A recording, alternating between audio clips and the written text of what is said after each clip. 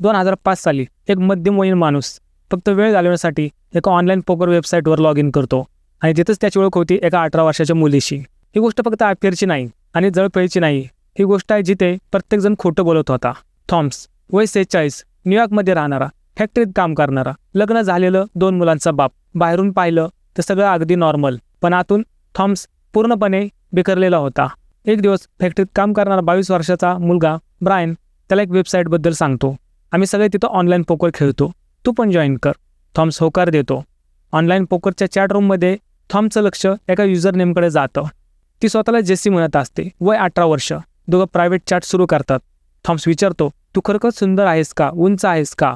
JC त्याला तिचे photo पाठवते. तरुण, आकर्षक, 28 वर्षाचं अंतर असून आणि लग्न झालेलं असताना देखील थॉमस सत्य तिला सांगत नाही. स्वतःची बनावट ओळख तयार करतो. तो सांगतो, मी ही 18 वर्षाचा आहे, मी मरीन आहे, आणि युजर नेम मरीन स्नायपर असं क्रिएट करतो. खरं तर तो पूर्वी मिलिटरीत होता, पण कधीच स्नायपर नव्हता. जेसी त्याच्यावर विश्वास ठेवते. मग फ्लर्टिंग होतं, जवळीक होते. जेव्हा जेसी प्रत्यक्ष भेटण्यासाठी बोलवते, थॉमस दरवेळी नकार देतो. मी ड्युटीवर आहे, मिलिटरीचे नियम आहेत, सुट्टी मिळत नाही. एक दिवस थॉमस ऑनलाईन जेसीला प्रपोज करतो. जेसी पण होकार देते.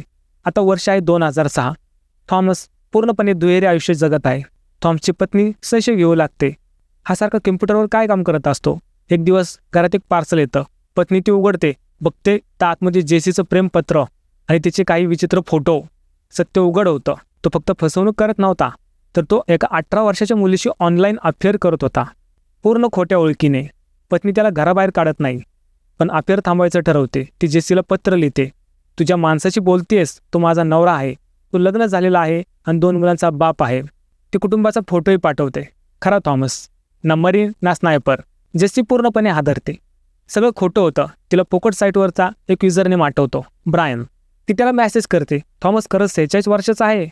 ब्रायन खरं सांगतो. दोघं बोलत राहतात. मग मैत्री, मग फ्लर्टिंग.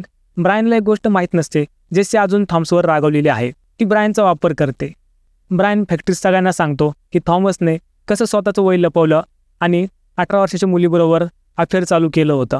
थॉमसची बरेच जण मजा घेतात आणि ऑनलाईनच जेसी आणि ब्रायन त्याच्यासमोर फ्लर्ट चालू करतात.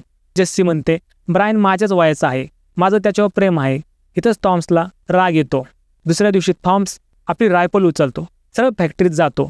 ब्रायन काम संपवून त्याच्या गाडीमध्ये बसलेला असतो. थॉमस जवळ येतो आणि जवळच त्याच्यावर 3 गोळ्या मारतो. ब्रायनचा तिथेच मृत्यू होतो. इकडे घरी थॉमस पत्नीला विनवणी करतो, पोलिसांनी विचारलं तर सांग, मी घरीच होतो. पत्नी नकार देते. ती पोलिसांना सांगते तो त्या रात्री घरी नव्हता, बाहेरच होता. थॉमसला अटक होते.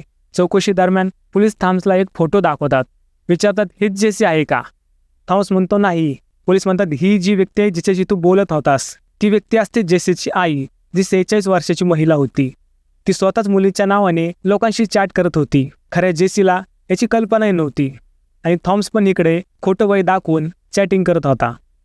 या सगळ्या कथेत फक्त ब्रायनच खरं बोलत होता.